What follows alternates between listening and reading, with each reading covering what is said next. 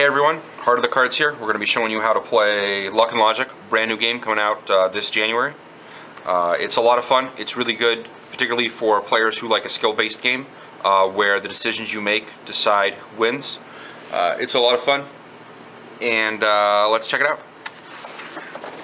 So your job in the game is to destroy the 6 gates of your opponent before they do the same to you. So let's start with the playing area here. First you have your deck. It goes here, face down, obviously.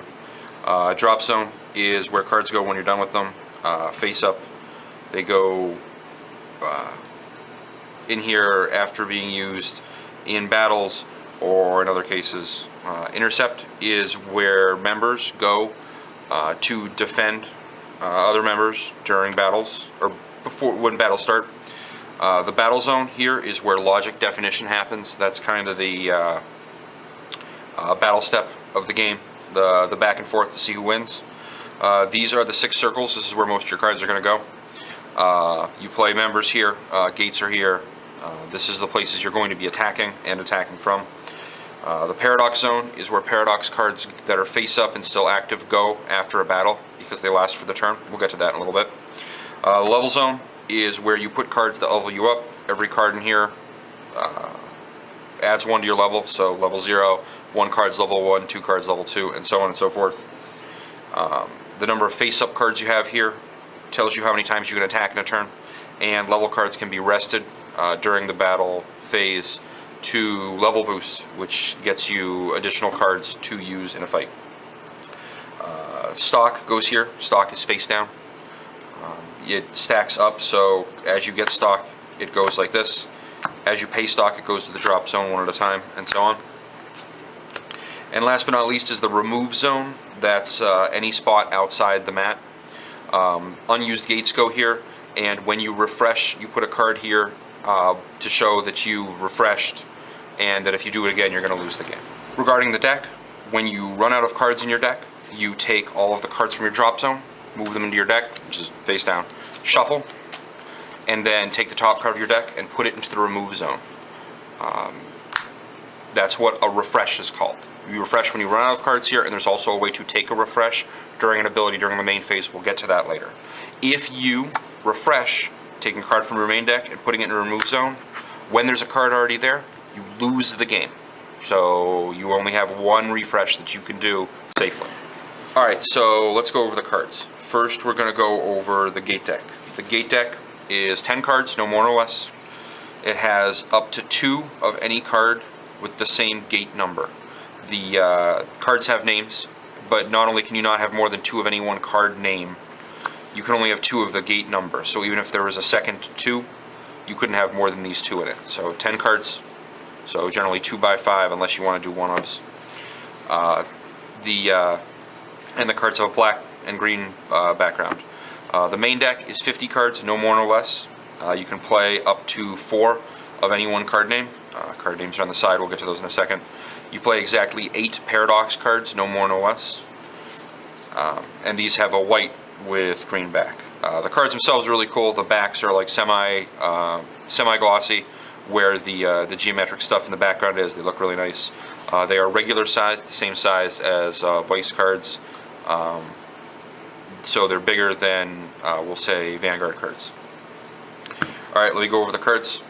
First we'll go over the gate cards. Those are the only type of cards that go in your gate deck, is gate cards. They have the name, they have the gate number in the corner. This is so you can only put so many of each type of gate in your gate deck. And they have a ability down here that generally happens when this gate is destroyed and then flipped up. And they also have the world of the set that they're from. Next we'll go over the cards that are in the main deck. There's 3 types of cards. There are members, there are tactics cards, and there are paradox cards. So first we'll go over members. Members are denoted as either a logicalist, which is a human that can trance, a foreigner, which is a being from another world, like a dragon or a goddess or an animal, and so on. And then there's Tranceunions, which are the combination of a logicalist and a foreigner. All these are members. Members have a design in the top left, Black for Logicalists, white for Foreigners, green for Tranceunions. They have a level, which is the big number up there. They have a cost just above that to the right. They have a number of territory. These are the lit up squares to the bottom left of the level. So this one has 1 territory, whereas this one has 2 territory. They have logic. All cards in the main deck have logic. This is what they do during battle. They have the card name here. The card name consists of the title of the card and the character name of the card. Together that makes the name of the card. They have power, which is how good they are in a fight. They have aura, 1 per aura mark here, which is how good they are in aura fights. They have a limit. Some cards have 0, some cards have more.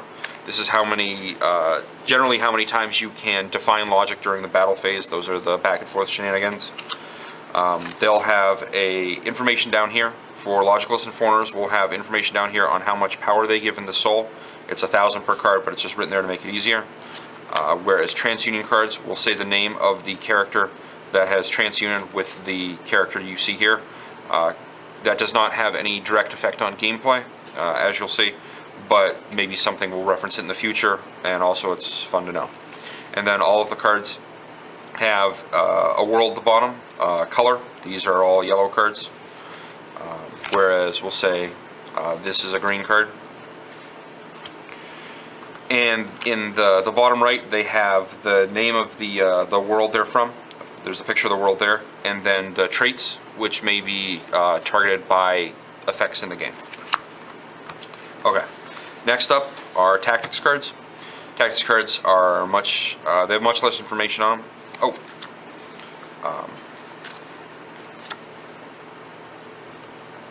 Okay, so I'm going to go over the abilities on cards. That's the card text here. There's 4 types of abilities on cards, which is different than 3 from some of the other games. There's continuous abilities, which are on all the time. There are auto abilities, which say when they do, when this is played, when this is put into the battle zone from hand, when they'll tell you when they go off. Activated or startup abilities. And then a 4th type, which is called a logic drive ability. Those have an LD. The other ones have the normal red, yellow, and blue squares with the kanji in it to tell you what they are. So next up is tactics cards. Tactics cards have a name and a color and the world they're from. They have logic on the side, but the logic just says tactics because by themselves they don't do anything. But they'll also have card text that often says when this is played from hand to battle zone during logic define, you can pay whatever and get a bunch of stuff, maybe power, limit, and so on. So they don't do anything. The cards themselves don't do something, but playing them gives you the ability to pay for or use the ability on them to get stuff. Last but definitely not least are paradox cards. I have 2 examples here. Paradox cards, again, in the corner or on the side they have paradox, that's their logic. Paradox cards have card text here. Often they'll have a continuous ability, such as all of your members receive +1 aura. Sometimes they will also have an auto ability, such as when this is played during a battle, choose a battling character and give it +2,000, so that would go off, and then as long as it's face up, the card text would continue. There's the name of the card, the world, as usual, color, and then the black text here says that while this card is face up, you are fighting in aura, not in power. So those are all the cards. Okay, so let me show you how game start works. So the way game start works is you rock, paper, scissors. See who goes first, winner goes first. Shuffle your gate deck and play 1 gate face down in each of the 6 circles. You don't get to look at it. Put the rest in the remove zone. Shuffle your deck. Draw 5 cards. 1, 2, 3, 4, 5. And then you may choose up to from 0 to 5 cards from your hand and put them at the bottom of your deck in any order. After you've done that, you draw cards until you're at 5 cards. So if you put 0 cards, you draw 0 cards. If you put 2, you draw 2, and so on. Your opponent then does the same thing, and then you start playing. It goes, the first player takes their first turn all the way through, then the opposing player takes their turn all the way through, and back and forth we go until somebody wins. Let me go over the steps of a turn. First, the stand phase. In the stand phase, any member you have on a circle goes from rested to standing. and any card you have in the level zone, face up or face down, goes from rested to standing. Then draw phase. During the draw phase, you draw 2 cards and move 1 card from the top of your deck to stock. Note that it's going from a closed zone to a closed zone, so you don't get to look at it. So draw, stock. All right? Next is the level phase. During the level phase, if you want, you can take a card from your hand and put it into your level zone, standing. So you would pick a card in your hand, put it in the level zone. This will level you up because your level is equal to the number of cards you have in the level zone, so it adds 1 level to you. The first player's first turn, when a card is placed in the level zone, they play it face down. The other player does not get to see it. You may look at this card. It is a partially closed zone, so the player whose level zone this is can look at it, but the other player cannot. As a side, if you have 4 or more cards in the level zone, when you level up during level phase, you do not play the card to it, you swap it. So you take it and swap it. This lets you swap out the face down card for a face up card. You can kind of use this once you get to level 4 or higher as a bank of cards to play for the turn. Okay, so the next is the main phase. So during the main phase, you can do 6 actions. You can do them, there's 4 of them. You can do in any order as much as you like. You don't have to do all of them. And there's 2 of them that you can only do once a turn. You can do each one once a turn, and you can do the other 4 and then afterwards and this and that at whatever order you want. But those 2 actions, those 2 types of actions during your main phase, you can only do once a turn. We'll get to them in a second. First is deploying a member. To deploy a member, you choose a member from your hand that is your level or less. So in this case, I could play level 1 members. In something like this case, I could play level 1 through 4 members. Let me set some stuff up here. You choose a member that's your level or less.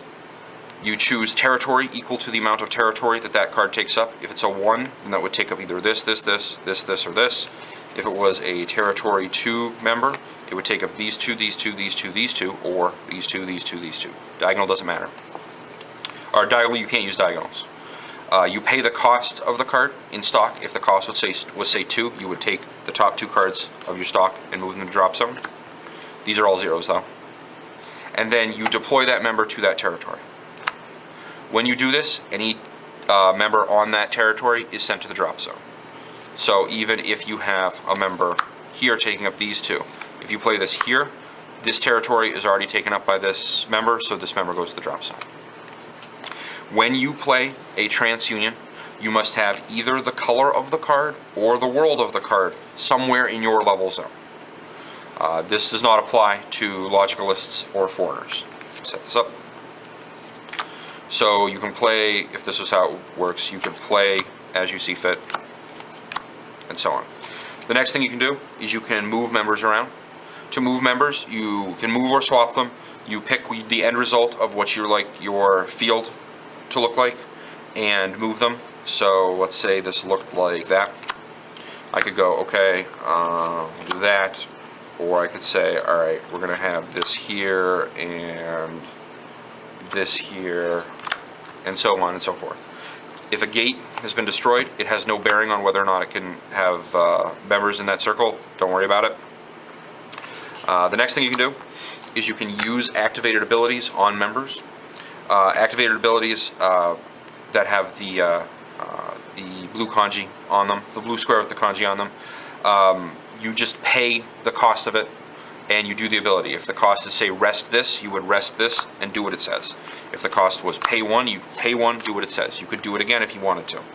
If something says rest this, you couldn't do it again until you found a way to stand that card. If it says rest a member, you can rest it or another member. As long as you can pay the cost, you can do the ability. First you pay the cost, then you do the ability.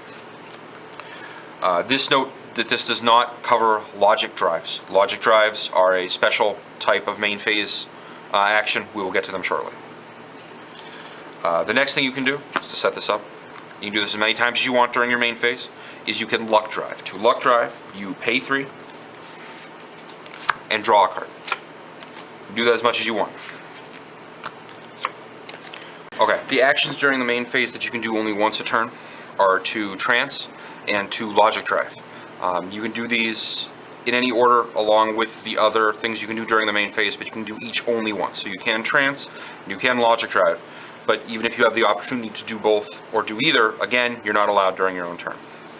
So, first, trance. To trance, if you have a foreigner and a logicalist in play on circles, you can pick the two of them and you can say trance.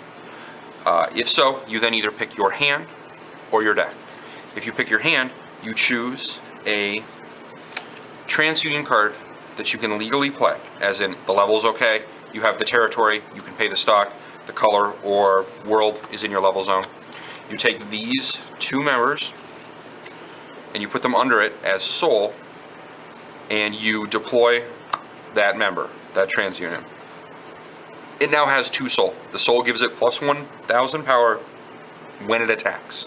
It's not all the time. It's just when it attacks. Note that the logicalist and the foreigner you use do not have to match the Tranceunion, even though it's got a name here and the partner here. That's super great, but if it matches, but it doesn't have any gameplay effect unless card text says otherwise. You can use any 2 as long as it's 1 foreigner, 1 logicalist.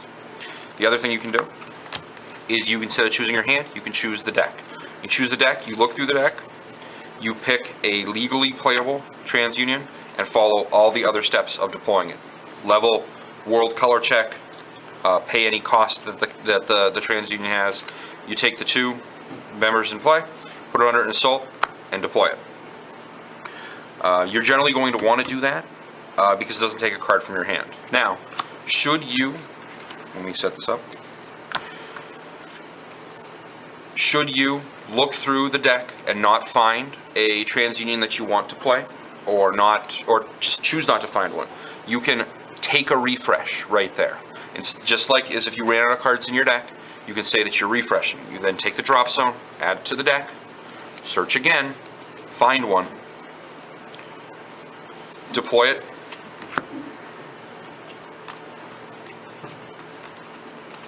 then shuffle, and take the top card and put it in your remove zone. Again, remember, if you get 2 there, game's over, you lose.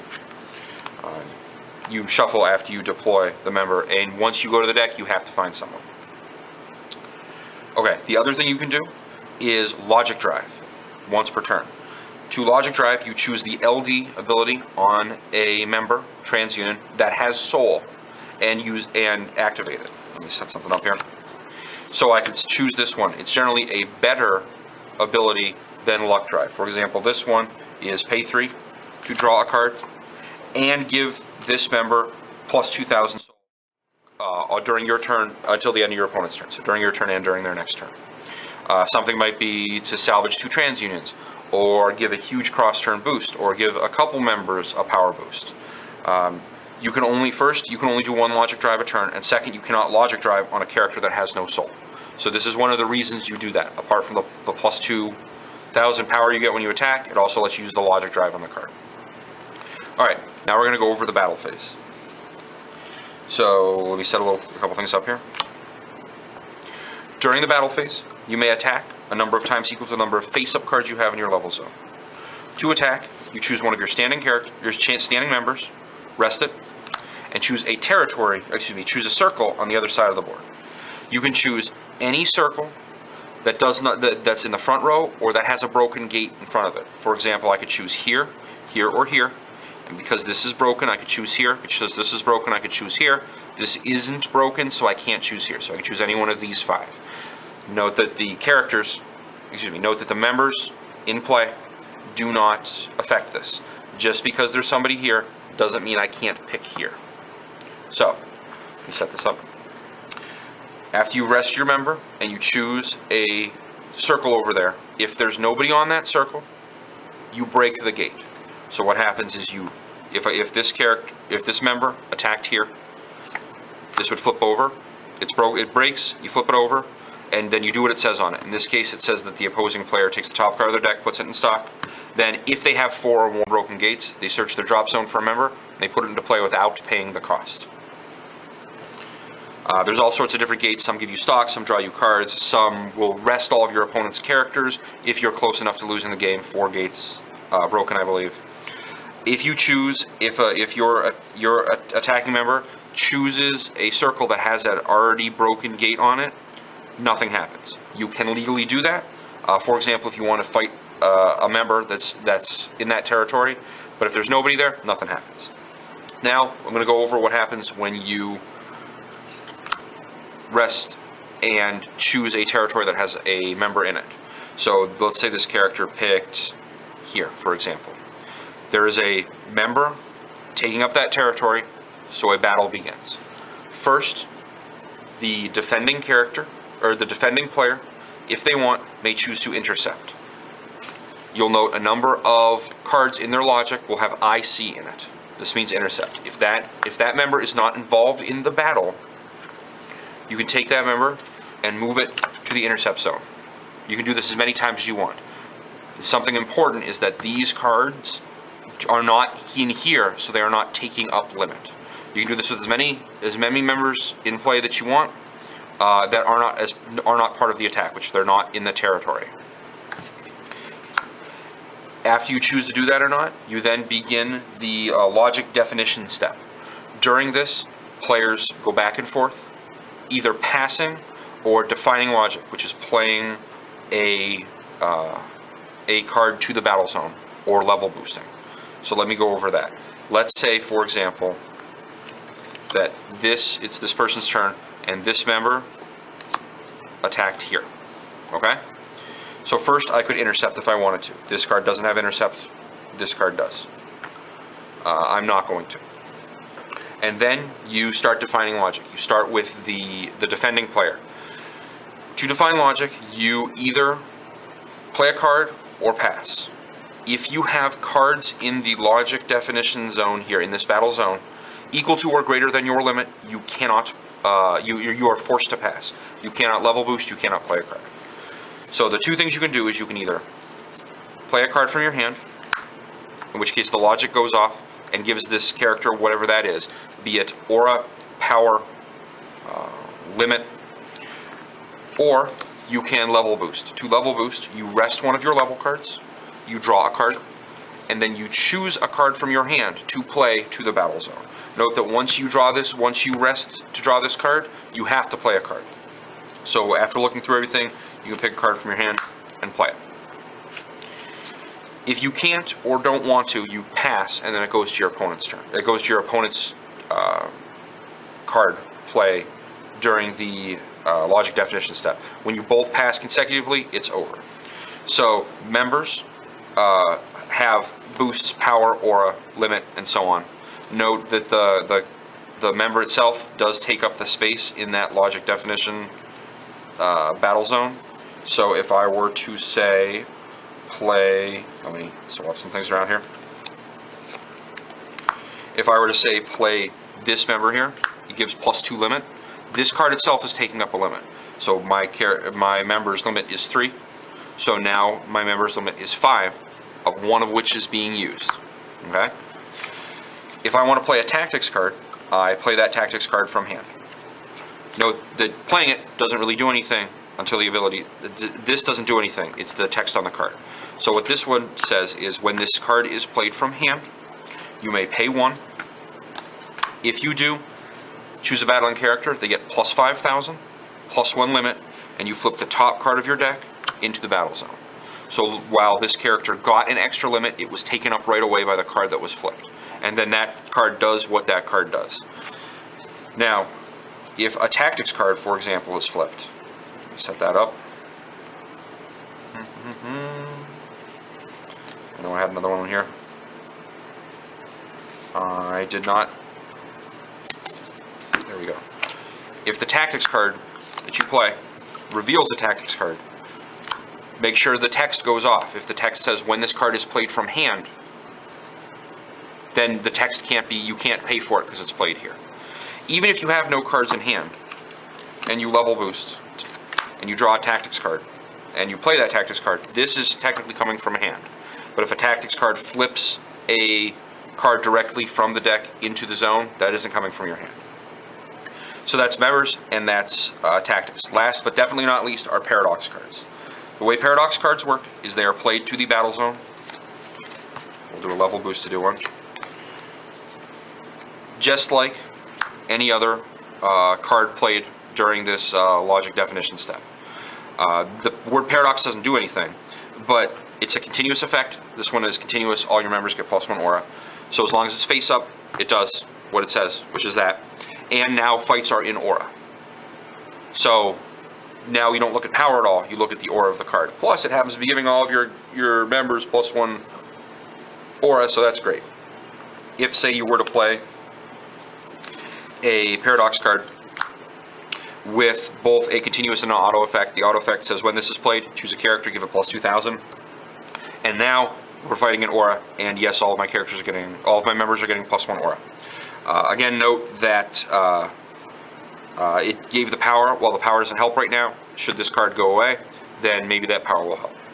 If you play a paradox card, and you have a paradox card in play, either here or the paradox zone, we'll get to that in a second, you then, after it's played, so if this one was played, you still get that +2000, you choose one of your paradox cards, and you flip it face down. Even though that auto ability gave this card power, or gave this member power for the turn, so even though it's gone, it's still there. It's not like a continuous effect. However, and this is important, if your opponent has a paradox card in play, face up somewhere on their board, when you play a paradox card, you flip theirs face down, and you flip yours face down, nullifying that card. If there was an auto ability on it that went off, that auto ability has already activated and it's doing its stuff, but now these cards' continuous effects don't work, and there's no face-up paradox card, so you're no longer fighting an aura. The long and the short of that is, if you play a paradox card to make it an aura fight, you cannot stop making it an aura fight because you're flipping down only one, but if they have a paradox card out that makes it an aura fight, you can turn it off. Get it? Flip over your, if you have two, flip over one. If they have one and you have one, flip over both. Okay.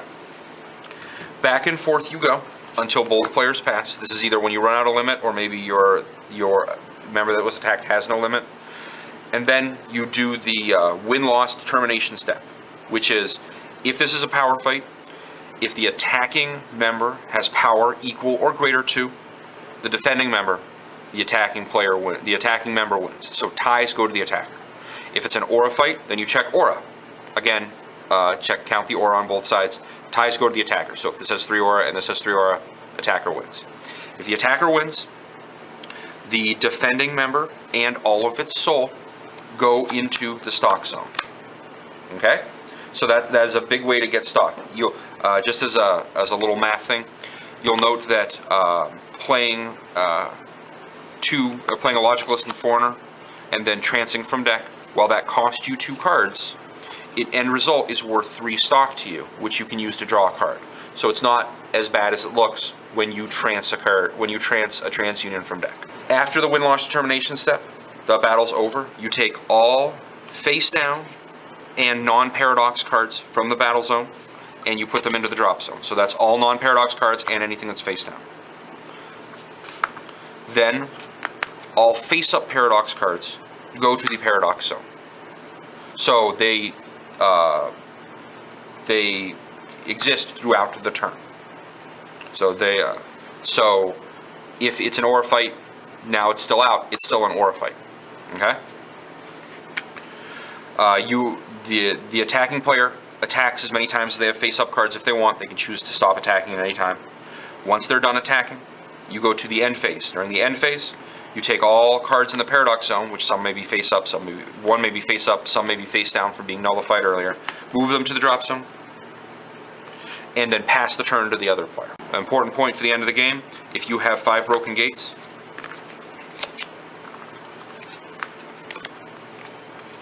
and they break your 6th gate, you lose right there. You do not reveal the gate and do what it says. It may have something in there that could help you, but it's your 6th gate, it's broken, it's over, you lose.